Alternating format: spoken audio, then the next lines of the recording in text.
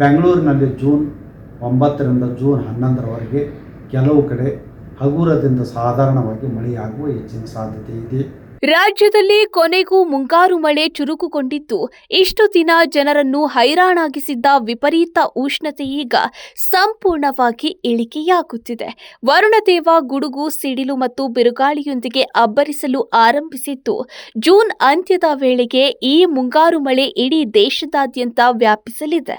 ಸದ್ಯಕ್ಕೆ ಕರಾವಳಿ ಜಿಲ್ಲೆಗಳಾದ ದಕ್ಷಿಣ ಕನ್ನಡ ಮತ್ತು ಉತ್ತರ ಕನ್ನಡದಲ್ಲಿ ಭಾರೀ ಬಿರುಗಾಳಿಯೊಂದಿಗೆ ನಿರಂತರ ಮಳೆಯಾಗುತ್ತಿದ್ದು, ಉಡುಪಿಯ ಕೆಲವು ಭಾಗಗಳಲ್ಲಿ ಸಾಧಾರಣ ಮಳೆಯಾಗುವ ಸಾಧ್ಯತೆ ಇದೆ.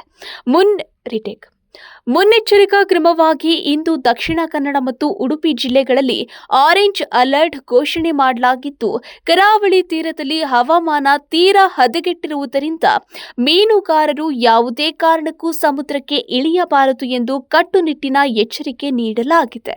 ಮುಂಗಾರಿನ ಈ ಆರ್ಭಟ ಕೇವಲ ಕರಾವಳಿಗೆ ಮಾತ್ರ ಸೀಮಿತವಾಗಿಲ್ಲದೆ ಇಡೀ ಒಳನಾಡಿಗೆ ವ್ಯಾಪಿಸುತ್ತಿದೆ.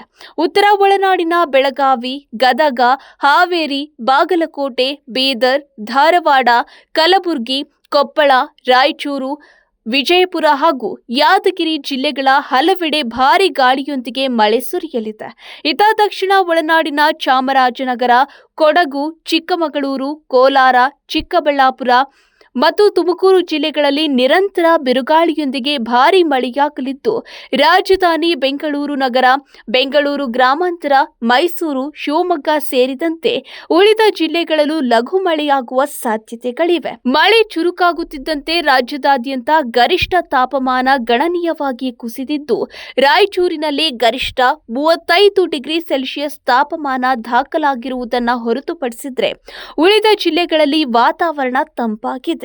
ಈಗಾಗಲೇ ನೈಋತ್ಯ ಮಾನ್ಸೂನ್ ಈಶಾನ್ಯ ರಾಜ್ಯಗಳನ್ನ ದಾಟಿ ಚಲಿಸುತ್ತಿದ್ದು, ಮುಂದಿನ 4-5 ದಿನಗಳಲ್ಲಿ ಕರ್ನಾಟಕ ಸೇರಿದಂತೆ ದಕ್ಷಿಣ ಭಾರತದ ಉಳಿದ ಭಾಗಗಳಿಗೆ ವ್ಯಾಪಿಸಲು ವಾತಾವರಣ ಸಂಪೂರ್ಣ ಅನುಕೂಲಕರವಾಗಿದೆ.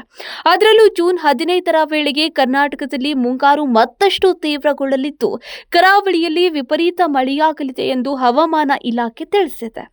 ದೇಶದಾದ್ಯಂತ ಕೃಷಿ ಚಟುವಟಿಕೆಗಳು ಆರಂಭವಾಗಿದ್ದರೂ ಈ ನಡುವೆ ಭಾರತೀಯ ಹವಾಮಾನ ಇಲಾಖೆ ನೀಡಿರುವ ಎಲ್ ನೀನೋ ಮುನ್ನೆಚ್ಚರಿಕೆ ರೈತರಲ್ಲಿ ತೀವ್ರ ಆತಂಕ ಮೂಡಿಸಿದೆ.